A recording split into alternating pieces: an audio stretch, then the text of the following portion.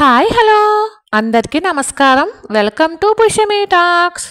ఎలా ఉన్నారండి అందరూ? నేనైతే చాలా అంటే చాలా బాగున్నాను. మీరందరూ కూడా ఇంకా ఇంకా బాగుండాలని మనస్ఫూర్తిగా కోరుకుంటున్నాను.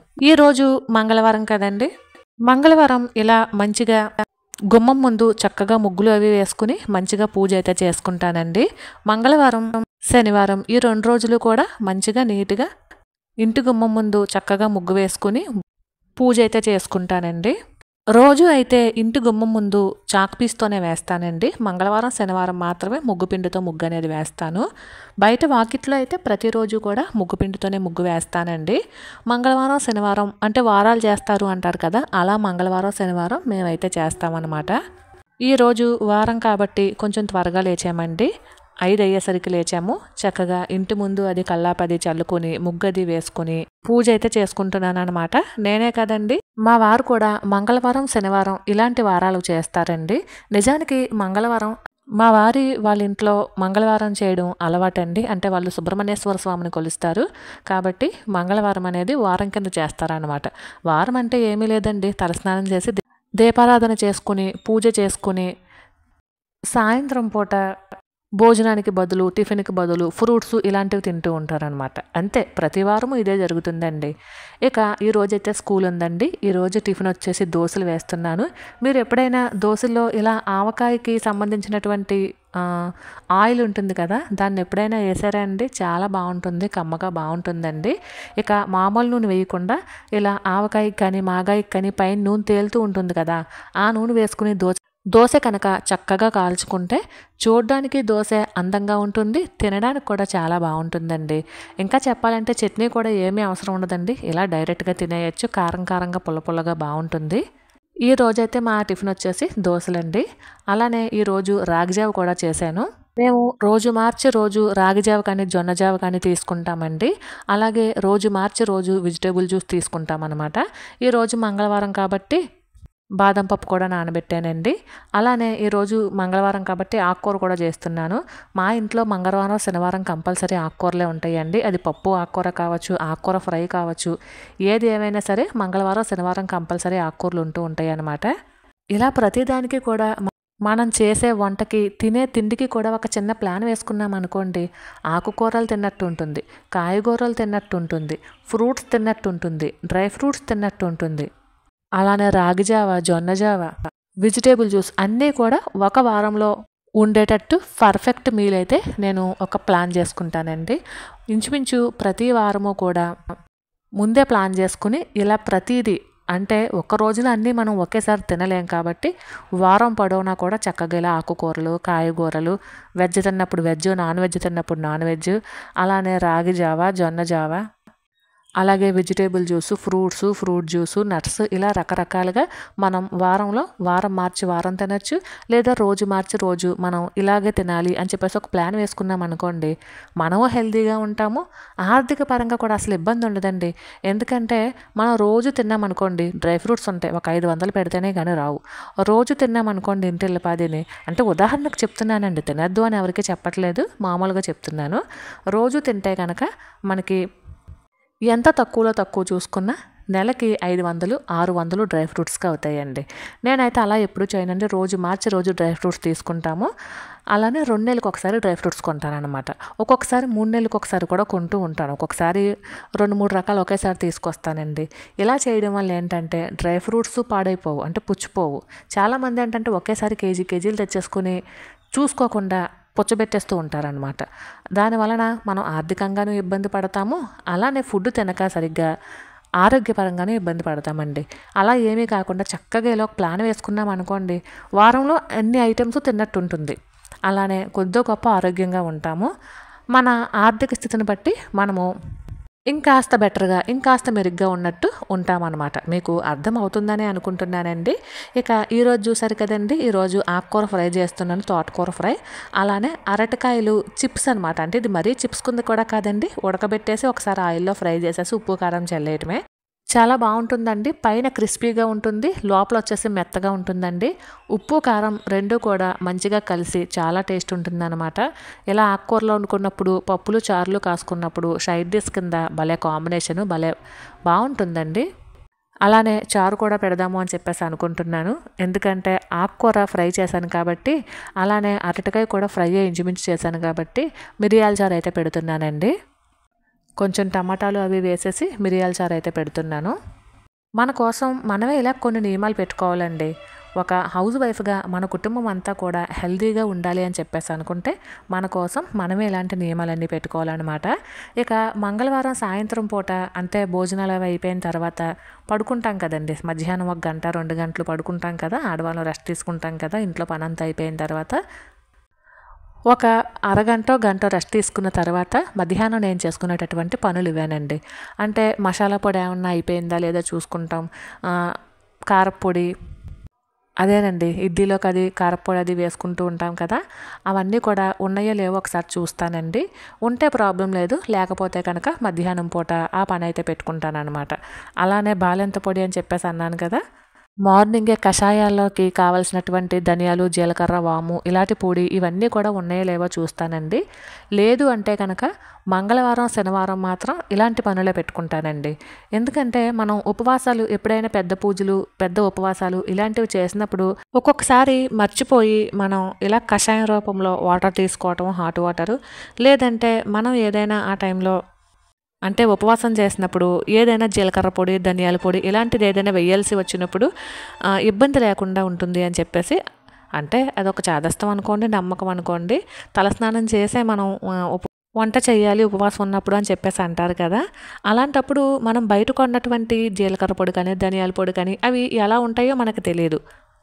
అదేదో మనం చేసుకునేటప్పుడే ఇలా మంగళవారం శనివారం ఇలా ఉపవాసాల రోజులో చేసుకున్నాం అనుకోండి, మనం కూడా శుద్ధిగా ఉంటాం కాబట్టి, అంటే తలస్నానం అది చేసి మంచిగా ఉంటాం కాబట్టి ఎప్పుడైనా పెద్ద ఉపవాసాలు చేసినప్పుడు లేదంటే పెద్ద వంటలలో జీలకర్ర ధనియాల పొడి ఇలాంటివి వేయాల్సి వచ్చినప్పుడు యూజ్ అవుతుంది అనే ఉద్దేశంతో ఎప్పుడూ కూడా మేము మంగళవారము శనివారము కూడా ఇలాంటి పొడులు అవి చేసుకుని పెట్టుకోవడం మాకు ఉన్నటువంటి అలవాటు అండి. ఇది ఇప్పటి నుంచి వచ్చిన అలవాటు కాదండి. అమ్మమ్మ కూడా అలానే చేసేది. అమ్మమ్మ శనివారాలు చేస్తుందండి, సోమవారం శనివారం చేస్తుంది. అమ్మమ్మ కూడా ఉపవాసాల టైంలో చేసేటటువంటి పనులలో ఇవి కూడా పెట్టుకుంటుందన్నమాట. అంటే అమ్మమ్మ ఒత్తులు అవి కూడా చేస్తూ ఉంటుందన్నమాట. మాకు కూడా అమ్మమ్మను చూసి కొన్ని అలవాట్లు మేము కూడా నేర్చుకున్నామండి. ఇలా అన్ని పనులు ఒకేసారి కాకుండా మనకి మనమే కొన్ని నియమాల కింద ఏర్పరచుకుని చక్కగా మన పనుల్ని ఇలా కనుక మనం ప్లాన్ చేసుకుని ఒక క్రమ పద్ధతుల్లో మన పనులను మనం చేసుకుంటే మనకే అలసట ఉండదు, అలానే ఎక్కువ పని చేసినంత అవస్థ కూడా ఉండదండి. ఒక్కొక్కసారి ఏంటంటే మనం ఉదయాన్నే క్యారేజ్ వండేటప్పుడు ఏ ఉప్పో పప్పో అయిపోతుంది, మళ్ళీ మనం ప్యాకెట్ చింపేసి దాన్ని అక్కడే వదిలేస్తూ ఉంటామండి. ఒక్కొక్కసారి హడావుడి అయిపోతుంది. అదే మనం ముందు రోజు చూసుకోవడానికి అవకాశం లేదనుకోండి, అంటే టైం సరిపోలేదు అనుకోండి, ఇలా వారంలో ఒక రోజు పెట్టుకుంటే కనుక మనం హడావుడి లేకుండా కంగారు లేకుండా చక్కగా మన పనులు మనం చేసుకోగలుగుతామండి. ఇలా మంగళవారం కానీ శనివారం కానీ ఒకసారి చూసుకుంటూ ఉండాలండి. కిచెన్లో అసలు మనకి ఏమేమి ఉన్నాయి, ఏమేమి వస్తువులు అయిపోతున్నాయి, మనకి ఎలాంటి వస్తువులు కావాలి అనేది ఒకసారి చూసుకోవాలి. మీరు ఇక్కడ చూసినట్లయితే ఈ డబ్బాలు ఉన్నాయి చూడండి, ఈ డబ్బాలో నాకు కరెక్ట్గా వారం వస్తాయండి. పసుపు అయితే ఎక్కువే వస్తుందండి, ఎందుకంటే పసుపు ఎక్కువ వేయం కదండి, 1 స్పూను లేదా అర స్పూను ఇలానే వేస్తాం కాబట్టి పసుపు అయితే నాకు ఇంచుమించు 3 వారాలు నెల రోజులు కూడా వస్తుందండి. కానీ సాల్ట్ కానీ కారం కానీ ఇలాంటివి 1 వారం లేదా 2 వారాలు మాత్రమే వస్తాయి. కాబట్టి ఇవన్నీ కూడా ఇప్పుడు ఫిల్ చేసుకుంటున్నాను అనమాట. సాధారణంగా ఈ డబ్బాలు ఉన్నాయి చూడండి, ఇవి నేను 2 నెలలకు ఒకసారి కడుగుతానండి. అంటే ఫిల్ చేసిన ప్రతిసారి కూడా కడగను, 2 నెలలకు ఒకసారి కడుగుతాను అనమాట. అంటే ఇవన్నీ కూడా చేదస్తాలు అనుకోవచ్చు, నమ్మకాలు అనుకోవచ్చు, ఏదైనా అనుకోవచ్చండి, బద్ధకం కూడా అనుకోవచ్చు. ప్రతి వారము క్లీన్ చేసుకోవచ్చు కదా అని చెప్పి కూడా అనుకోవచ్చండి. కానీ పసుపుదైతే అమ్మమ్మ ఎప్పుడూ కడగద్దనే చెప్తుంది, అందుకని అది అసలు సాధారణంగా కడగమండి. ఈ సాల్ట్ది కారాంది కూడా కడిగేసి మనం మళ్ళీ నీట్గా అన్నీ కూడా ఫిల్ చేసుకుంటూ ఉండొచ్చు అనేసి అమ్మమ్మ చెప్తూ ఉంటుంది. ఇంక మేము అదే ఫాలో అవుతాము. కాకపోతే ఇవి కూడా ప్రతిరోజు కడగమండి. అంటే ప్రతి వారం ఒక్కొక్కళ్ళు ఉందంటే ఫిల్ చేసిన ప్రతిసారి కూడా మళ్ళీ కడిగి శుభ్రంగా తుడుచుకుని మళ్ళీ ఫిల్ చేసుకుంటూ ఉంటారు. నేనైతే అలా కాదండి, 2 నెలలకు ఒకసారో లేదంటే నెలకు ఒకసారో ఇలాగే కడుగుతూ ఉంటానన్నమాట. ఎందుకంటే వారం వారం ఫిల్ చేయాల్సి ఉంటుంది. ఇందులో ఓన్లీ పసుపు దాంట్లో పసుపే ఉంటుంది, కారం దాంట్లో కారమే ఉంటుంది, ఉప్పు దాంట్లో ఉప్పే ఉంటుంది. కాబట్టి ఇవి ఇలా విడివిడిగా ఉంటాయి కాబట్టి ప్రతి వారము కూడా నేనైతే క్లీన్ చేయనండి. ఇక కారం, పసుపు, అలానే ఉప్పు ఈ 3 కూడా తీసుకుంటున్నాను. 3 కూడా నిండుకున్నాయండి. ఆల్మోస్ట్ 2 వారాలు అవుతుంది తీసి. మళ్ళీ ఇప్పుడు తీస్తున్నానండి. ఇలాంటివన్నీ కూడా మనం చూసుకోవాలండి. దీని వలన ఏంటంటే నిల్వ సరుకులకు వేయించుకున్నటువంటి సామాన్లు పుచ్చు పట్టాయా లేదంటే బాగున్నాయా అనేది కూడా మనకు తెలుస్తుంది. ఒకవేళ పుచ్చు పట్టినట్లు అనిపిస్తే మనం ఎండలో పోసుకుని మళ్ళీ చక్కగా స్టోర్ చేసుకోవచ్చు అనమాట. ఇలా ఏంటంటే మనకి సరుకులు అవి పుచ్చిపోకుండా ఉంటాయి. అలానే మన ఇల్లు కూడా నీట్‌గా ఉంటుందండి. ఎప్పుడు పనులు అప్పుడు చేసుకుని ఎక్కడ వస్తువులు అక్కడ నీట్‌గా పెట్టేయడం వలన చక్కగా ఇల్లు బావుంటుంది. వస్తువులు అవి పుచ్చిపోకుండా ఉంటాయి కాబట్టి మనకి ఆర్థికంగా ఇబ్బంది లేకుండా ఉంటుందండి.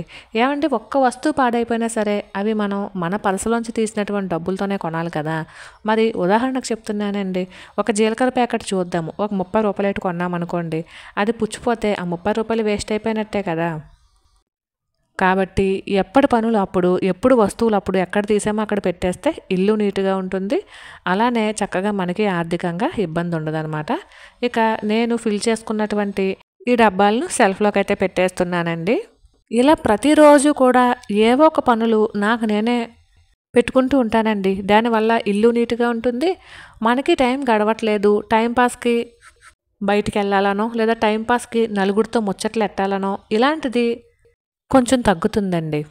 ఇంటి పనంతా అయ్యేసరికి ఆల్మోస్ట్ మార్నింగ్ టైం ఎక్కువ ఇంటి పని ఉంటుంది కాబట్టి, ఇంటి పనంతా అయ్యేసరికి పిల్లలు స్కూల్‌కెళ్ళి, మళ్ళీ మనకి ఇంటికొచ్చేసరికి కిచెన్ అది క్లీన్ చేసి, బట్టలవి ఉతికి, ఈ పనులన్నీ అయ్యేసరికి మనకి ఆల్మోస్ట్ 11:30, 12 అయిపోతుందండి. తర్వాత భోజనం చేసేసి, ఒక గంట, 2 గంటలు రెస్ట్ తీసుకొని, మళ్ళీ ఇలాంటి పనులైతే నేను పెట్టుకుంటాననమాట. దీని వలన మనకి మరుసటి రోజుకి అవస్థ ఉండదు. అలానే మనకి టైం పాస్ అవ్వట్లేదు, ఏమీ తొయ్యట్లేదు అన్న బాధ కూడా ఉండదండి. ఈ టైం పాస్ అవ్వట్లేదు అన్న ఉద్దేశంతోనే మనం ఈ షాపింగుల మీద లేదా పక్కింట్లో ఏం మాట్లాడుకుంటున్నారు, పక్కింటి వాళ్ళు ఏం మాట్లాడుకుంటున్నారు, మన గురించి ఏం మాట్లాడుకుంటున్నారు, ఎదుటి వాళ్ళ గురించి ఏం మాట్లాడుతున్నారు, ఇలాంటి అన్నిటి మీద కూడా ఇంట్రెస్ట్ కలుగుతుందండి. కాబట్టి అలాంటి వాటి జోలికి వెళ్ళకుండా చక్కగా ఇంట్లో మనకి మనమే మన పనుల్ని ఈ విధంగా మనకి మనమే కల్పించుకుని మరీ చేసామనుకోండి పనుల్ని, ఇల్లు నీట్‌గా ఉంటుంది. మనము ఆరోగ్యంగా ఉంటాము. ఆర్థిక ఇబ్బందులు ఉండదు. మానసిక ప్రశాంతత ఉంటుందండి. ఎందుకంటే మనం బయటికెళ్ళి వీధిలో కూర్చున్నామే చూద్దామండి. అప్పుడు ఎవరో ఒకళ్ళు ఏదోటి అంటారు. ఉదాహరణకు చెప్తున్నానండి. మేము పలానా చీర పలానా షాప్‌లో తీసుకున్నాము అని చెప్తారు. మనకు కూడా దాని మీదకే ధ్యాస ఎళ్తుంది. లేదా ఎవరైనా ఒక పెద్దవాళ్ళు మా వాడికి, మీ వారికి ఒకే జాబ్ కదా! ఒకే జీతం కదా! మరి మీరేం కొనుక్కున్నారు అని ఇలాంటి క్వశ్చన్స్ అన్నీ వచ్చేస్తాయండి. దానివలన ఏంటంటే మనం మన వాళ్ళని తినేస్తూ ఉంటాము. ఇద్దరికీ జాబు ఒకటే కదా, జీతం ఒకటే కదా, మనం ఎందుకు ఇలాగున్నాము, ఇవన్నీ ఉదాహరణకు చెప్తున్నానండి. అంటే ఇలా జరగాలని ఏమీ లేదు, కానీ జరుగుతున్నాయి అని చెప్పేసి అంటున్నాను. పెద్దవాళ్ళు ఉన్నారనుకోండి, ఖచ్చితంగా మొహం మీద అనేస్తూ ఉంటారు. మా వాడు మా అమ్మాయికి లేదా మా కోడలికి ఇది చేయించాడు, అంటే ఈ బంగారపు వస్తువు చేయించాడు, లేదా ఈ చీర తెచ్చాడు, లేదంటే ఇలా కారు కొన్నాడు, బైక్ కొన్నాడు, లేదా పొలం కొన్నాడు, స్థలం కొన్నాడు అంటూ ఇలా రకరకాలుగా చెప్తూ ఉంటారండి. అది వాళ్ళు చెప్పేసి వదలరండి. కొంతమంది ఉన్నారంటే ఇంకా మీరేమీ కొనుక్కోలేదా అన్న కాడికి కూడా మాట్లాడుతూ ఉంటారు. దానివలన మనకి అప్పుడు ఆ క్షణం మనకి పెద్దగా ఏమీ బాధ అనిపించకపోవచ్చు. తర్వాత దాన్నే తలుచుకుని బాధపడుతూ మానసికంగా ఇబ్బంది పడతామండి. కనీసం ఒక్కసారైనా అనిపిస్తుంది కదా! అవును, ఇద్దరి జీతము ఒకటే అయినప్పుడు మనకెందుకు ఇన్ని ఖర్చులవుతున్నాయి అన్న బాధ కూడా అనిపిస్తూ ఉంటుంది. కాబట్టి అలాంటి వాటి జోలికి వెళ్ళకుండా ఉండాలి అంటే మన టైంని మన ఇంటి కోసం, మన కోసమే కేటాయించాలండి. అప్పుడే మనం ఆర్థికంగా నిలదొక్కుకోగలుగుతాము. అలానే మానసికంగా దృఢంగా ఉండగలుగుతాము. ఇంటిల్లిపాది ఆరోగ్యంగా ఉండగలుగుతారండి. ఏదేమైనా సరే ఇది మన ఆడవాళ్ళ చేతుల్లోనే ఉందండి. మళ్ళీ చెప్తున్నానండి. అంటే అందరూ ఇలాగే ఉండాలని ఏమీ లేదండి. ఇలా కూడా ఉన్నారు అని చెప్పేసి చెప్తున్నాననమాట. ఇక టైం వచ్చేసి 4:30 అవుతుందండి. ప్రొద్దుట ఆరేసినటువంటి బట్టలు ఆరిపోయాయి. అవి తీసేసి మడత పెట్టేస్తున్నాను. బట్టలు ఉతకడం ఒక ఎత్తైతే వాటిని మడత పెట్టడం ఉంటుంది చూసారు. నాకైతే ఈ పని అస్సలు ఇష్టం ఉండదండి.